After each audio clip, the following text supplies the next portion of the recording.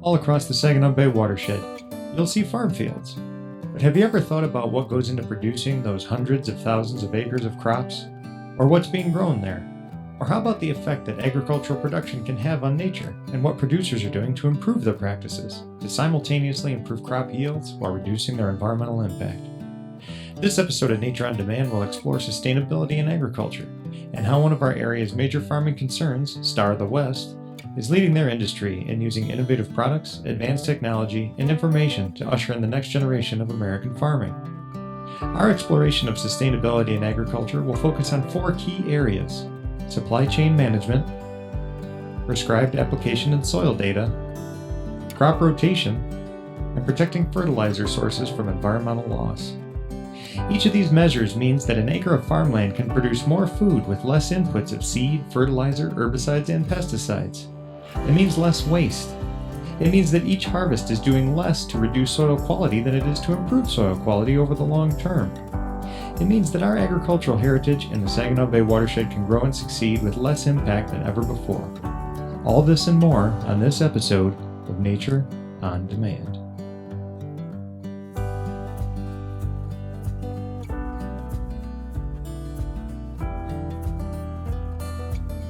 Our season-long sponsors for Nature on Demand are Hemlock Semiconductor and the Morley Family Foundation. Thank you for your incredible, generous support.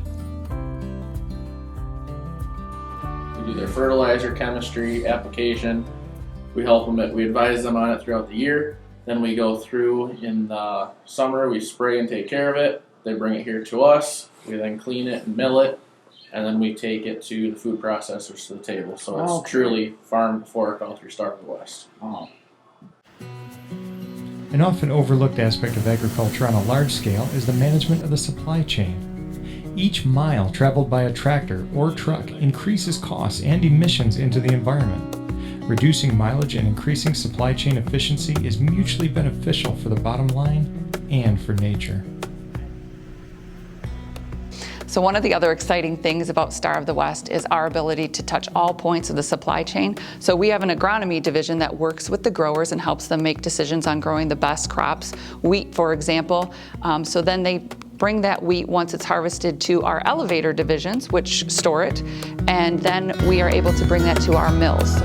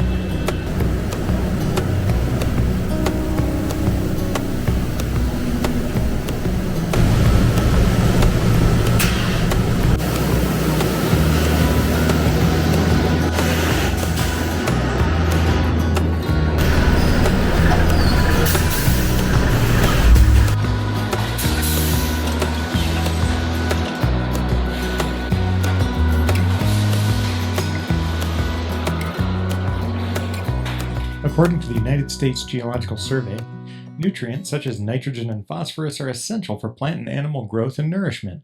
But the overabundance of certain nutrients in water can cause a number of adverse health and ecological effects. Nitrogen, in the form of nitrate, nitrate, or ammonium, is a nutrient needed for plant growth. However, an overabundance of nitrogen in water can lead to unintended consequences. Too much nitrogen can cause excessive growth of algae, which can consume much of the available oxygen and block light from reaching below the waves. Lake eutrophication, the process of overstimulated plant life choking off oxygen for animal life, is one dangerous outcome when water receives too much nitrogen. This affects our use of the water for fishing, swimming, and boating.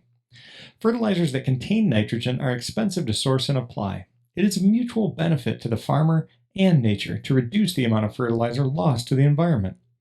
The first way to reduce the amount of nitrogen-based fertilizers in the first place is through advanced soil data, which allows farmers to strategically vary application rates of fertilizer, seed, pesticides, and herbicides to avoid wasting them on soils that cannot sustain high yields. This practice alone results in a huge reduction in wasted product, meaning far less product is being lost, leaching into the watershed. With all the technology that's become available to farmers and everybody in agriculture, the most important piece to that whole program is your soil information. So Star of the West has always been really big on accurate soil information because that's the base layer to everything that the technology is used for. We utilize satellite imagery. Historical satellite imagery also if somebody doesn't have any previous soil sample information on their farm. So we can kind of go back and look at NDVI images and kind of pick out certain points that might be stress environments or high yielding environments. And then that way we can write variable rate prescriptions so the fertilizer application equipment can go across and it's adjusting up to four different products at one time. Well, this one runs the planner. Okay. Runs the planner. It does three things.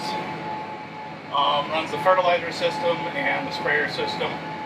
Putting on Quadris as a fungicide. That one is the mapping. It's plugged in and it's downloaded to the FieldView app. If you have it in there. A lot of farmers are taking advantage of the variable rate seeding prescriptions. So there's certain textured soils where high levels of organic matter or nutrients where they can actually increase their seeding rate and it gives you a higher yield potential. And then so their planters are making those adjustments based upon the prescriptions that we write. We have mills in different states, so we're working with growers in Ohio to try to gather the data that they have into a system that we can make decisions on the field without having agronomy staff down there, so working with the retailers down there. We work with the growers to get the planting dates, variety, fertilizer, et cetera, all of that happens each year on the field into the system, and then that data can then be tracked year after year, so then we can see what changes are being made over time, what progress is being made, what things do we need to tweak, work with our agronomy staff to get the results that we're looking for. So we take satellite imagery, we take topography, we take yield maps, and just past samples that farmers have taken before. We input all those layers over top of each other, and then we pick a point. Every spot there's a difference, or anytime something looks different, and then that's where we go through and we pick the points to have somebody go out and take the probe in the ground, take their sample, and send that off to the lab to get the results. Yep. So that gets put on the flash drive, put on the computer, and then the machine knows based on the GPS points that are in that field and the boundary of it. And like if you go, even if there's 5 foot from the edge of the boundary to the ditch, it won't spread anything over that boundary line. That sort of cycle of that many years, would that take into account the different crop rotations that they're going through? And okay. Yep, so it always gets us the most updated data because every year your soil is going to use different.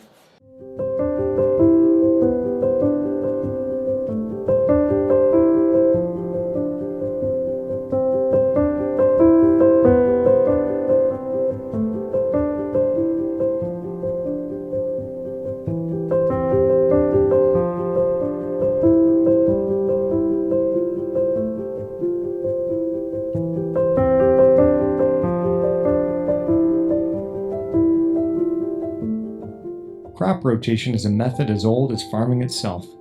By varying the crops we plant, we can protect soil, reduce the need for chemical intervention, and improve soil quality. One of the unique things that farmers in this area take advantage of is we have very good soil and we have a very good climate, so it allows them to grow a variety of different crops.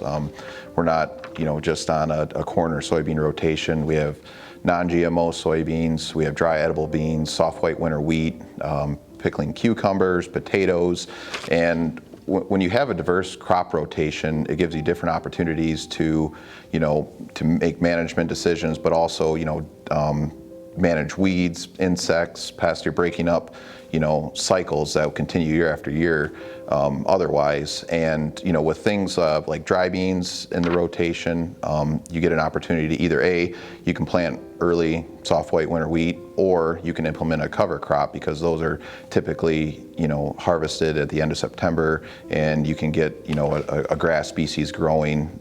If you grow soft white winter wheat, when it's harvested, that's a perfect opportunity to implement, a multi-species cover crop, and you can mow it in the summer. You can mow for weeds instead of, having to spray something. So it's another, I guess I'll call it a mode of action to target some of those pests.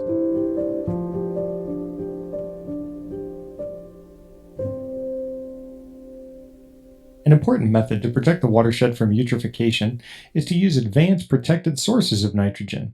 Using delayed release, these products mean less of the nutrient is wasted and lost to the environment, meaning less can be used overall. It also reduces the number of applications necessary, which in turn reduces the hours of large diesel-powered tractors. I'd say probably 90% of our nitrogen sources are protected, and that they won't leach into waterways. Yeah, and I don't think people really make the connection of that it's a good insurance policy where farmers aren't just wasting their money to environmental loss. So the majority of our customers are pretty open or eager to use products like that. There's multiple products that we offer, and some of them are, an environmentally smart nitrogen that's a coated product. So it allows a delayed release of nitrogen that becomes available to the crop. But we also have many others that stabilize it. So, if you're applying it on the soil surface, it's protected from volatility, from gassing up. Or it's also, in many cases, we have a product that will prevent it from converting into a leachable form. So it does multiple things. Obviously, it's good for the environment, and you don't reduces the risk of leaching into groundwater. But it's also a great insurance policy for farmers. They're protecting their investment, and they don't have to worry about if you get a big rain or if it gets real dry, you're going to lose that source of plant food. Everything we produce, manufacture, or grow has an impact. However, we can take simple, common-sense steps, innovate with new technology, and make meaningful decisions to lessen our impact and tread lightly on nature. We hope this episode has shown you that with a thoughtful approach and a willingness to try new things, our regional agriculture can thrive at any scale while looking beyond the field to our rivers, lakes, woods, and beaches. We are grateful to Star of the West for opening their doors to our team so we can better understand the connection between the things we grow and eat and the landscapes we love. Thank you for watching this episode of Nature on Demand.